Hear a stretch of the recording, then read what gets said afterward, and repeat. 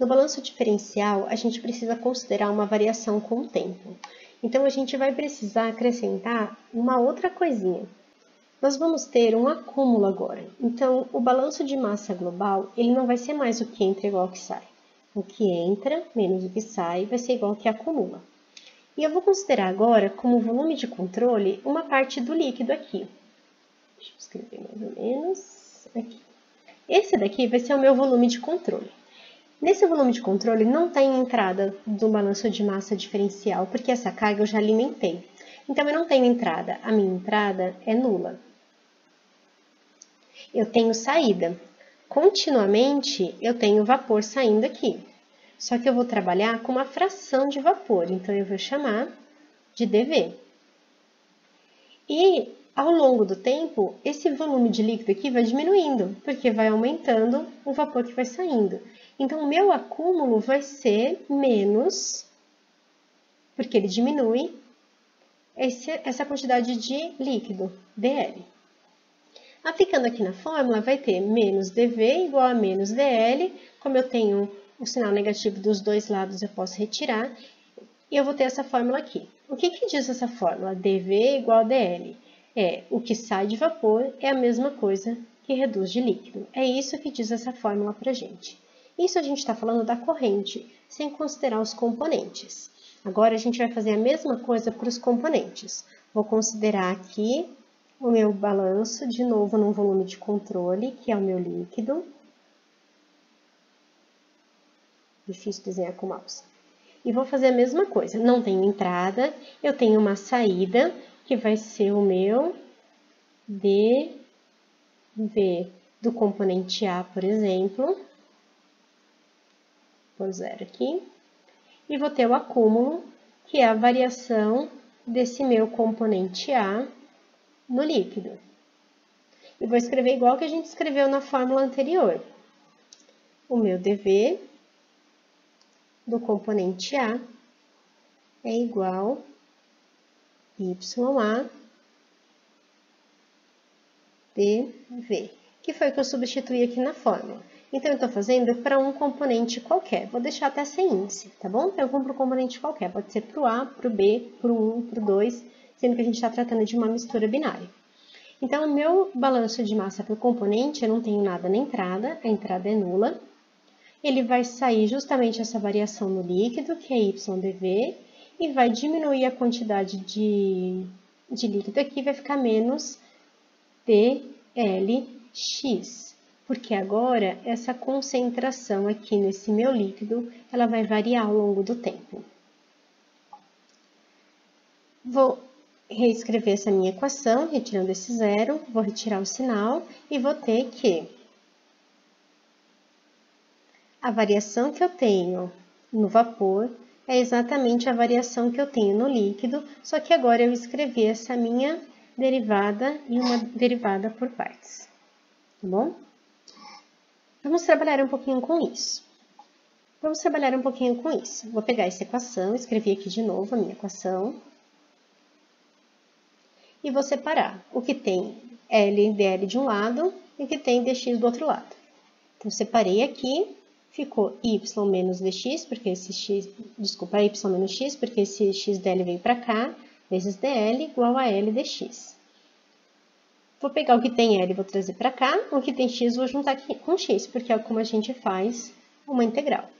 Então, a gente tem aqui a equação geral do balanço de massa de componente para uma mistura binária num destilador diferencial embatelada. Essa equação é denominada de equação de Rayleigh. Professora do céu, a gente vai ter que integrar isso? Sim, mas existem dois métodos bastante simples para isso. Bom, essa primeira parte ela é simples, né? Eu vou integrar 1 sobre x menos ln de x. Como eu estou integrando de L0 até L, eu vou inverter os dois, né, a propriedade para tirar o meu sinal negativo aqui. Então, essa integral aqui já está pronta. Falta essa outra, que a gente tem uma variação de uma coisa que depende da outra. O y depende de x e x depende de y. Então, o que a gente vai fazer? A gente vai determinar de onde até onde a gente quer destilar. E como é que eu determino isso? Eu vou determinar de uma temperatura 1 até uma temperatura 2. e vou coletar informações de x e y entre essas duas temperaturas. Se eu estou partindo da temperatura 1, essa daqui vai ser a concentração de x0. E esse daqui vai ser a concentração final x. Só que se eu for integrar isso aqui na função um dependendo do outro, é muito difícil. Então, a gente vai trabalhar com o método numérico. Escrevendo essa função aqui, a gente teria essa função aproximada aqui, essa linha vermelha. A gente pode fazer uma integral numérica, aproximando a soma de pequenos trapézios, que é essa partezinha que eu tenho desenhada daqui. Ele está em pezinho, o trapézio, não está deitadinho.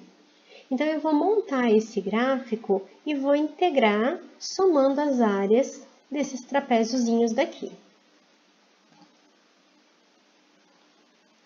Com isso, a gente tem essa fórmula final da integral. Professor, isso não facilitou. Não, parece um absurdo. Mas a gente vai fazer exercícios onde a gente vai aplicar essa fórmula e vocês vão ver que vai ficar muito mais fácil. O que a gente precisa ter em mente agora?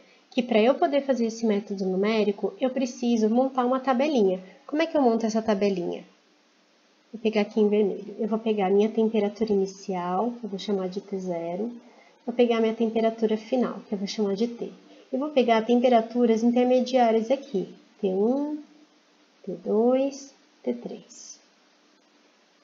Para cada uma delas, a gente vai pegar um parzinho x e um parzinho y. E a gente vai fazer essa função aqui, 1 sobre y menos x. Aqui nós temos 3 colunas.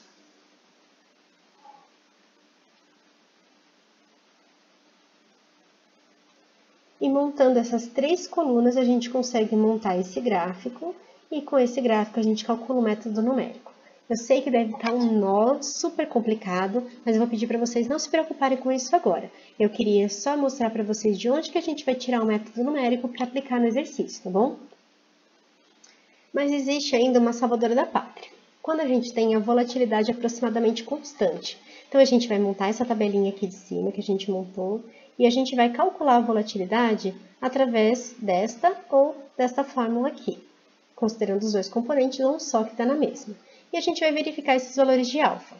Se os valores de alfa forem constantes ou muito próximos disso, a gente pode fazer uma simplificação.